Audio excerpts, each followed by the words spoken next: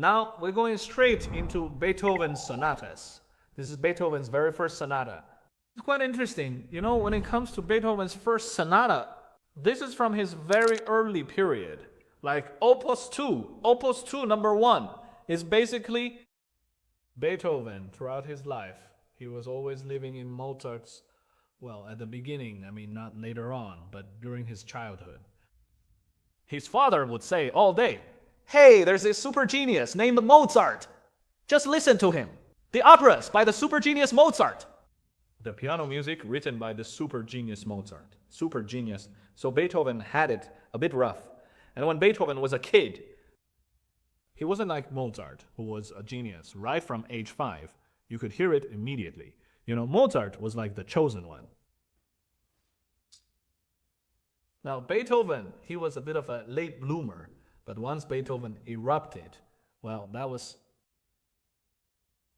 You could even say he surpassed Mozart, but we shouldn't really say that. Saying it that way isn't entirely correct, but at least he reached the same, or at least a similar status in the world, right? Right. All right, so he dedicated this piece to Haydn because both Mozart and Beethoven's teacher was Haydn. Haydn is known as the father of the symphony because he wrote over 100 symphonies. That's just incredible. You should look it up sometime. What writing over 100 symphonies actually means. What kind of concept that is. Okay, so the first time I played this piece, I was just in my first year at Curtis. And that time I was with a very famous student of Schnabel's. This is really interesting. Let me mention it here. At Curtis, there were 3 teachers who were students of Schnabel. 3 of them, not just one. One was named Seymour Lipkin, a fantastic, very scholarly type of great pianist. Another was also a prize pupil of Schnabel's, his favorite student, named Claude. And there's one you're all very, very familiar with. I don't even need to introduce him. Leon Fleisher. He's also a supermaster. He's among the greatest pianists of the 20th century. Yes, the most prominent. All 3 were Schnabel students. So the first time I was playing Beethoven back then, I didn't really know how to play it, so I...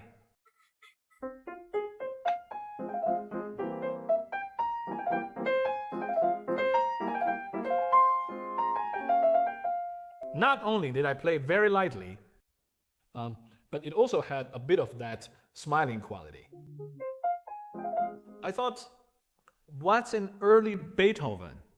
It's like Haydn hasn't left yet. But Lipkin came up and said, "You're playing it terribly." He scared me, you know. He slammed the piano. He said, "This is Beethoven." You have to start like this. Beethoven. I am Beethoven. I am not Mozart. At that moment, it all suddenly clicked for me. I said, Beethoven is Beethoven from the start. I used to think he was just, unrecognized talent. Ever since he was a little child. He was so suppressed by his father, he could barely breathe.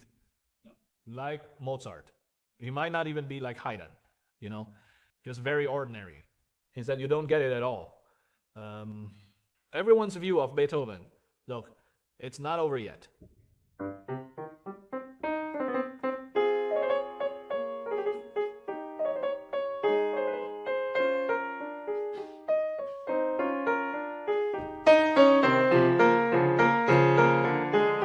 Here it comes.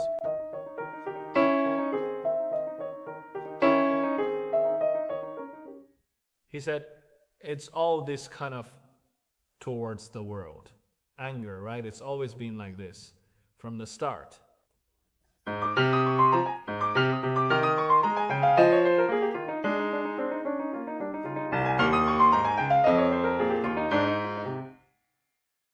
said, well, you're sposando within a forte or a piano. Sure, in a piano section, you can definitely play it a bit softer, just as you would expect. But then he said, the problem is not really about the volume. He said, the real issue is that your character, the feeling you bring to the music, is actually wrong. He said,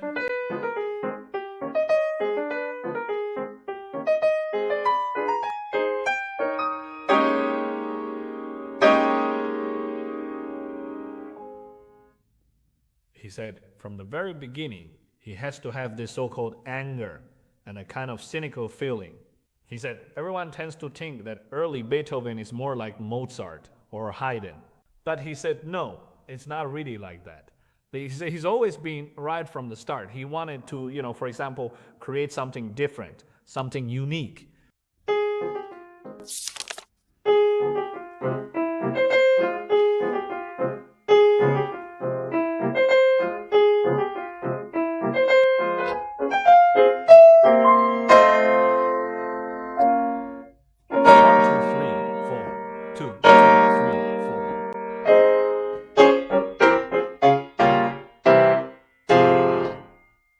He said, it's Beethoven from the start. So, what did this make me feel? It's very interesting. 6 years ago, I went to Harbin and visited a Siberian tiger base. There was this tiny tiger cub that had just been born. They asked if I wanted to hold it, but I didn't dare. Even though it was so small, just a little baby, it was still a tiger, not a cat. I mean, when I saw someone holding it, that resistance, it showed, yes, that's the real resistance. That's a characteristic of Beethoven, resistance. It's a kind of resistance to society. He couldn't stand many things, and this reflected in him. Like he and Goethe were contemporaries, right? When Goethe saw nobility, he'd take off his hat immediately. This guy, he'd look at nobility as if they weren't there and just walk right past. It's just this kind of resistance to society. He just couldn't stand it. Maybe, I don't know. Back then, his hearing probably didn't have major issues yet. Right. Early symptoms were starting. They'd already begun. Because I once saw the ear trumpet Beethoven used. It's really quite pitiful. Such a huge horn, just so he could hear sounds.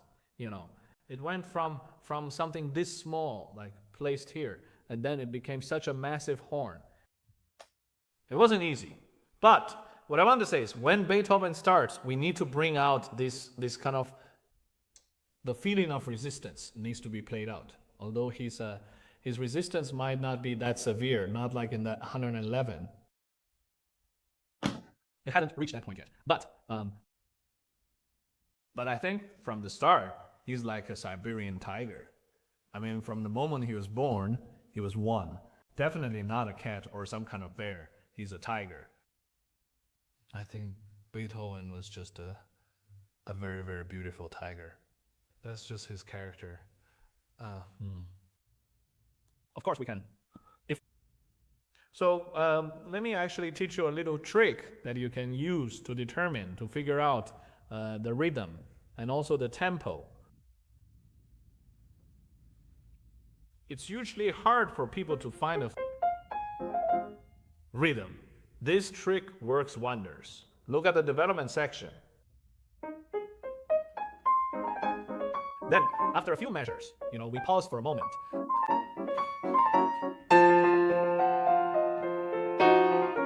this.